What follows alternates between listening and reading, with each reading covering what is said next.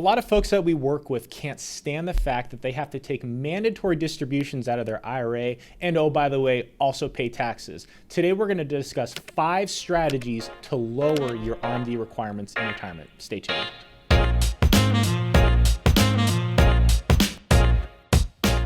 Hey there, it's Alex and Anthony from 1 Degree Advisors. If you're new here, we are certified financial planners that help folks with all things tax, retirement, and investment related. All right, Anthony, topic of today is required minimum distributions. A lot of folks, they don't love the fact that they have to have these forced distributions sent out to them every year. So today we're going to talk about some strategies to reduce and lower those required minimum distributions. Yeah, and right before we get to those 5 strategies, I want to show you a quick example, RMD example, $1 million, 72-year-old.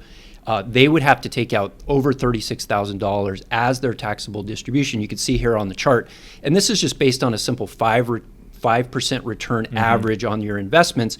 You can see from the slight green line, the amount of RMD is going to increase over time with the goal that, at least the way that it's calculated, is that over time, that value of that retirement account would decrease. And you can see in this example, even at age 90 though, the account balance would still be $917,000, but the required distribution would be over $77,000 taxable at that point in time. Yeah, assuming account balances go up each and every year, your distribution rate also goes up each and every year according to the IRS table. So it's really a double whammy, right? If your portfolio balance grows, which you want it to. That's a good thing. And then you also have higher distribution rates. It means, again, that balance could continue to grow each and every year. So again, what we want to do today is talk about 5 strategies to reduce those RMD amounts as you continue to get older. So the first thing we want to bring up is what you could do is you could keep working. And the reason why we want to talk about this is because there's these special rules where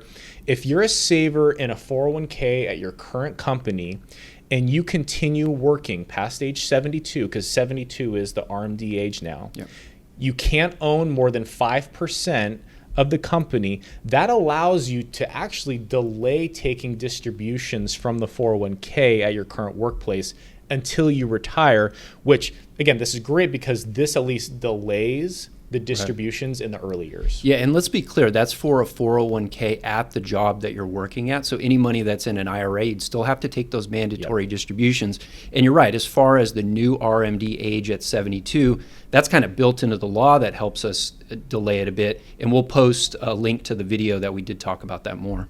Now, the second strategy here of what folks can do is they can do what's called maybe like maxing out their withdrawals in the lower tax brackets. So for example, as you're preparing for retirement, what you could do is take out, let's say, a little bit more from your IRA of possibly what you need, and then that kind of fills up your lower brackets before retirement, and that gets you into that lower rate. Yeah, I'll put a chart up here on the screen. It gives a good example. This is a couple that's in their mid-60s. Their income's over $100,000. You can see here their ordinary income for taxable event here is $76,000.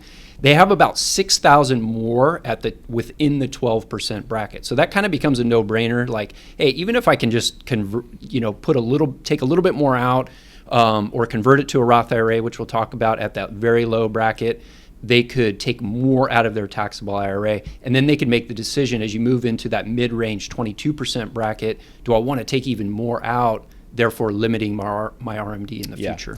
Now, this third point here, this is kind of almost like an enhancement to the second bullet point there. The third piece here is Roth conversions. So, in the years where you have space in those lower tax brackets, of course, you can take IRA withdrawals and just kind of keep it on the side. What might be an even better idea is to take those withdrawals and do what's called like a Roth conversion instead of just withdrawing it from the IRA. Again, what you do here is you pay tax in the year of the conversion. That's right. And this could apply for retirees. It could apply for professionals still in their working years. Moving money over to a Roth can help limit your RMDs in your traditional type retirement plans when you get there. Now, a couple things I do want to point out is that if you're doing a conversion, like you mentioned, you pay the tax in the year of conversion. You should have the cash to be able to pay that tax. Or otherwise the math really doesn't work out. Yeah, I've seen a lot of people talk about doing Roth conversions and then using the IRA to pay for the Roth conversions. Maybe that works out, but like you said, the math definitely gets a lot more murky, Yeah. and the benefits aren't as clear cut when you have to use your IRA to pay for the tax on your conversion. It just kind of gets messy when you do Yeah, it that that's way. right. We've talked a lot about Roth conversions too. We'll post a video on that, how to avoid costly mistakes as far as a Roth conversion. And then one more thing I'll point out there is this could also mean contributing more to a Roth. It doesn't always have to come from conversion. The fourth piece here is asset location. And I think a lot of people that might be familiar with asset location will usually think of it in terms of like how much I put in my IRA account and how much I put in like a brokerage account. Right. But you can also do this one other way, which is considering putting more growth investments in your Roth IRA instead of your IRA. Yeah, so think of it this way. If you're going to have some conservative investments in your total investment portfolio and then some that are more growth oriented, you want to lean the growth investments towards the Roth IRA. That way you get that tax-free benefit there and limit the RMDs. Again, knowing that would assume you know the tax consequence of how an IRA and Roth IRA works. Right. But again, just knowing that the Roth IRA is great because you get that tax-free growth over time. Yeah. All right, the last piece here is qualified charitable distributions. We've talked about this before, but essentially what that means is you're giving the money directly to charity. Yeah, money that comes from your pre-tax retirement account like an IRA. If you give it directly to charity, it's 100% tax-free. It doesn't even show up as taxable income. Each spouse has up to $100,000 to do that after age 70 and a half, and that is key. So you definitely want to talk with your tax advisor about the specifications that come into that. We did a video previously about repositioning your giving through a qualified charitable distributions, and we actually went through an example of just how a couple basically repositioned their giving they were already doing it from an IRA. I think in that example saved them about $3,000 in taxes. Yeah, it's really interesting going through all these 5 points. I mean, it really does have to do largely with taxes. That is such a big piece of this.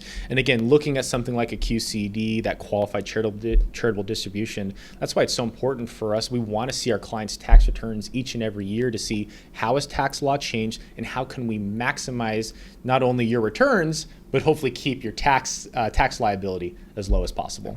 And now let us know what you think. What are you doing to lower the taxes on your required minimum distributions? Let us know your thoughts in the comments down below. And if you enjoyed today's video, please like and subscribe for more. Thanks for watching.